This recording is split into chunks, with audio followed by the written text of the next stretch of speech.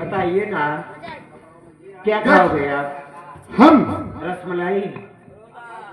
अरे जो कहोगी वही मैं खा लूंगा भाई। ठंडी में जितने ठंडी चीज खाओगे राजा, उतना ही एनर्जी अंदर से बढ़ता रहेगा। क्या बात है। चलिए तुमको ले चलती हूँ, आज फ्रीज के डिब्बे में बंद कर देती हूँ। फ्रिज के डिब्बे में तो मैं ठंडा होकर खत्म हो जाऊंगा। ठंडी लगी तो और मजा आएगा गर्माहट में राजा। कैसे मास्टर जी?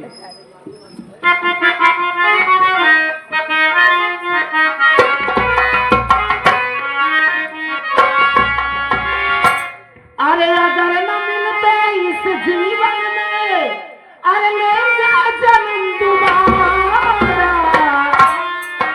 अरे जन्म जन्म का साथ है हमारा तुम्हारा।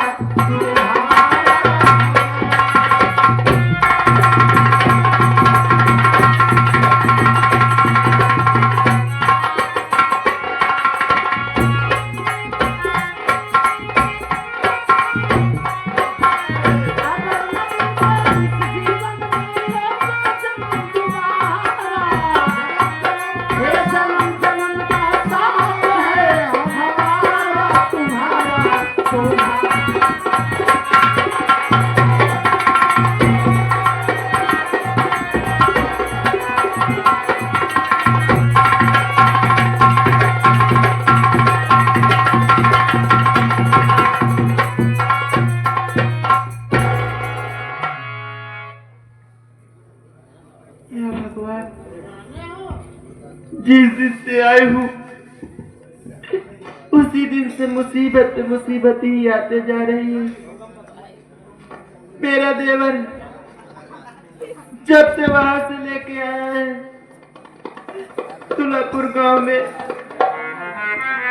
अपने यार दोस्त के पास, सभी नात रिश्तेदार के पास गया, लेकिन मुसीबत के समय में सब लोग साथ छोड़ देते हैं। घर में एक पैसा नहीं, एक दाना नहीं, खाने को भी है, और मेरी तबीयत दिन पे दिन खराब होती जा रही। आज तो मुझे ऐसा लग रहा है कि जैसे मेरी जान चली जाएगी। मेरा देवर आज कह के गया है कि भाभी माँ, आज मैं जा रहा हूँ, कहीं न कहीं से पैसा लेकर आऊंगा। अगर कहीं मुझे पैसा नहीं मिलेगा तो मैं काम करके, मजदूरी करके ही पैसा लेकर आऊंगा, लेकिन पैसा लाऊंगा जरूर। क्या कर रही हूँ, थोड़ी देर बैठती हूँ, मुझसे अब बर्दाश्त नहीं हो रहा है। देवर आएगा तो मैं उसको सारी बात बताऊंगी।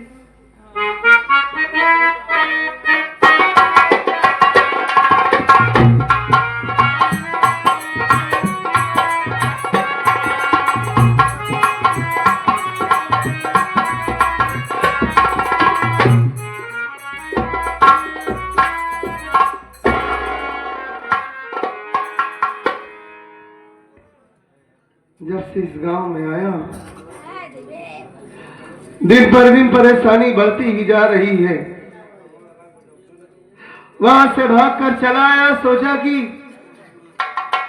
2 4 10 दिन 15 दिन 1 महीना बीत जाएगा तो हमारे भैया हम देवर भाभी की खबर लेने जरूर आएंगे।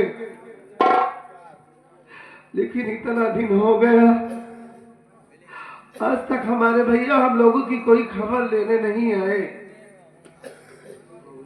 और भाभी माँ की तबीयत हर वक्त खराब रहती है। बड़ी उम्मीद से गया था अपने दोस्तों के पास कि वो हमारी मदद करेंगे। हमारे बचपन के दोस्त हैं, मुसीबत में हमारा सहारा बनेंगे, काम आएंगे हमारे। लेकिन कहा गया है कि सब सुख के साथी होते हैं, कोई दुख का साथी नहीं होता। भाभी माँ हमारा आसरा रख रही होगी कि हमारा देवर गया है, कहीं ना कहीं से कुछ पैसे का इंतजाम करके आएगा, हमारी दवा करवाएगा। अब उनसे क्या बताऊंगा मैं कि मैं खाली हाथ लौट कर चला आया। खैर कोई बात नहीं, भाभी माँ से ये तो बताना ही पड़ेगा। मालिक करे वो ठीक ठाक हो। देखता हूँ क्या कर रही है घर में।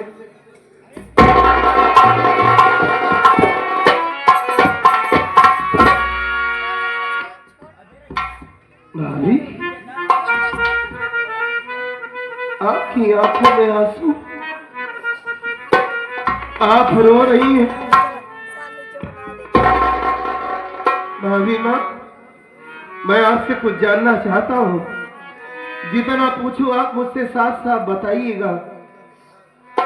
बात सुनिए हमारी।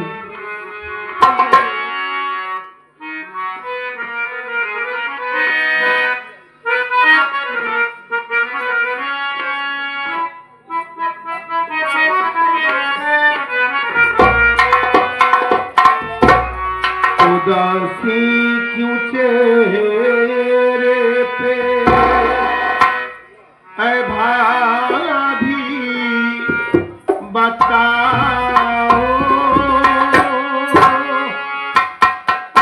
नहीं भाभी आँखों से आंसू बहाओ।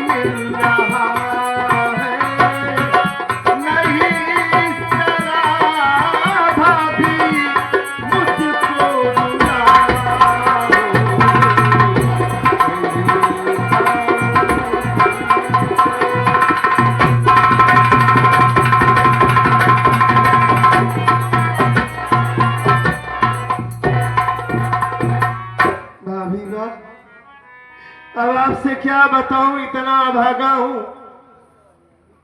पैदा होते ही माँ बाप को खा गया। बड़ा भाई पाल पोस कर बड़ा किए इतने, उनका भी सहारा छूट गया। बड़ी उम्मीद से गया था कि हमें काम मिलेगा, 4 पैसे कमाऊंगा, लेकिन भाभी हमें कहीं कोई काम नहीं मिला। खाली हाथ लौट कर आपके पास आया हूं और आप रो रही हैं। क्या हुआ, आपकी तबीयत ज्यादा खराब है क्या भाभी? बताओ, मुझसे छिपाओ नहीं, मेरी बात सुन, बताइए भाभी।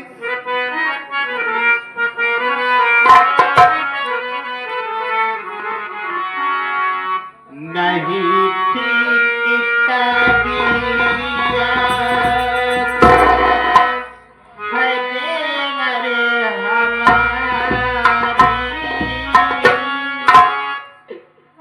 नहीं ठीक तबीयत है तेरे हमारी।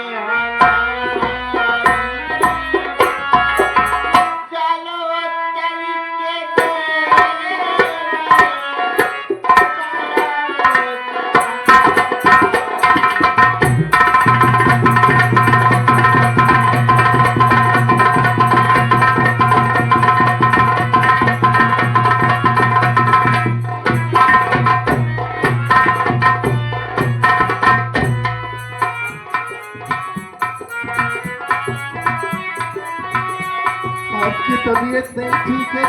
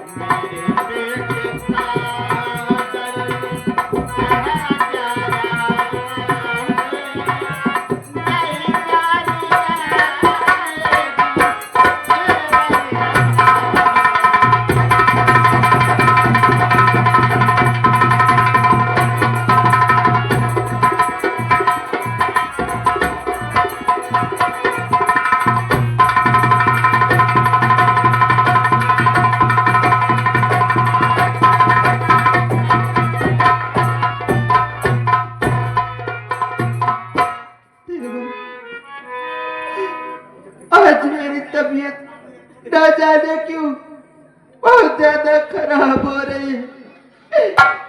मुझे ऐसा लग रहा है कि अब मेरी जान नहीं बचेगी देवर। अभी तुम्हारी भाभी माँ नहीं जिंदा रहेगी देवर। नहीं भाभी नहीं, आप ऐसा क्यों कहती हैं? आपको हमारी उम्र लग जाए। देवर हाँ, हो सके तो अपने भैया को यहाँ बुला लो। उन्हें देखने का मेरा बहुत जी कर रहा है। अरे पता नहीं मैं बचूं कि नहीं बचूं। नहीं भाभी नहीं नहीं, ऐसा मत कहिए कम से आप। कम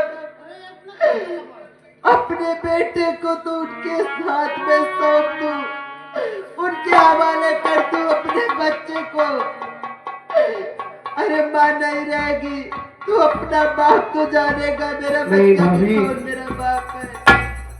ऐसा क्यों कहती हैं आप? अपनी हिम्मत क्यों हारती हैं? भगवान पर भरोसा रखिए भाभी। और जब तक आपका ये देवर इस दुनिया में जिंदा है, मैं आपको और आपके होने वाले बच्चे को कुछ नहीं होने दूंगा भाभी माँ। हमारी बात सुनिए आप भाभी।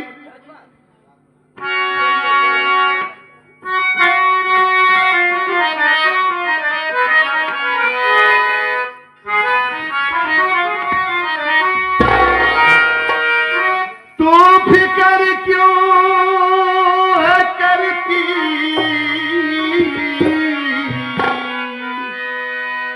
ऐ भाभी मेरी,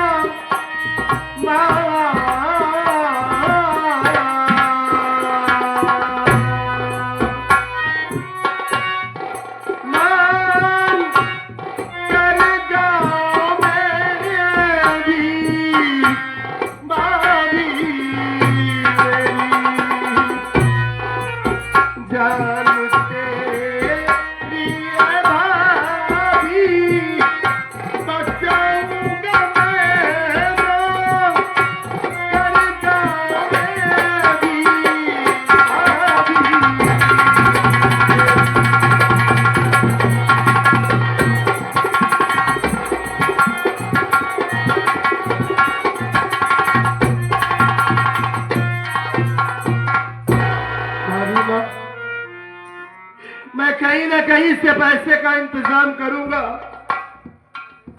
अगर आपके लिए हमें गांव-गांव अपना ये दामन फैलाकर भीख ही क्यों न मांगना पड़े, मैं अपने शरीर के खून का एक एक कतरा बेच दूंगा भाभी। कोई ना कोई जतन करूंगा, लेकिन पैसे का इंतजाम करूंगा। मैं आपको हॉस्पिटल में एडमिट करवाऊंगा, बिल्कुल ठीक हो जाएगी। आपका बच्चा सही सलामत इस दुनिया में पैदा होगा। भाभी माँ, आप चिंता क्यों करती है? बस अब अपनी हिम्मत मत हारिएगा। बस मैं आपको इसी वक्त हॉस्पिटल लेकर चलता हूँ। उसके बाद डॉक्टर साहब से बात करूंगा, जो कुछ होगा वो खुद ही बताएंगे। आप चिंता मत कीजिए।